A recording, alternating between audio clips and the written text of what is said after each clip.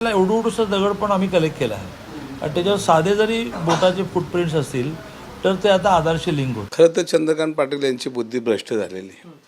कारण ज्यावेळेला त्यांनी खरातांचा आशीर्वाद घेतला तेव्हापासून त्यांच्या बुद्धीत काय बदल वेगळा झालेला दिसतोय. राज्याचे मंत्री आणि भाजपचे ज्येष्ठ नेते चंद्रकांत पाटील यांनी जंतर मंतरवरील आंदोलनाबाबतचं अजब विधान केलंय.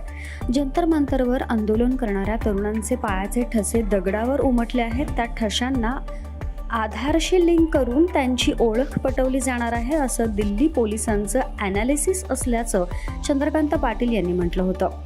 चंद्रकांत दादांच्या या विधानाचा सर्वांनीच समाचार घ्यायला सुरुवात केली आहे. महायुतीतील महत्त्वाचा पक्ष असलेल्या शिंदे गटाचे नेते रवींद्र धंगेकर यांनीही चंद्रकांत पाटील यांच्यावर सडकून टीका केली आहे.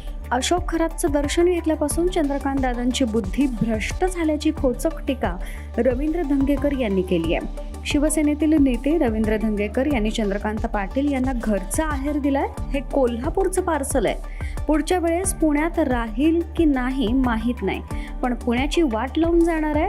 ते अतिशय कपटी आणि दुष्ट आहेत, अशी टीका रवींद्र धंगेकर यांनी केली आहे. अशोक खरात यांचं दर्शन घेतल्यापासून त्यांची बुद्धी भ्रष्ट झाली आहे, असा खोचक टोलाही त्यांनी लगावलाय.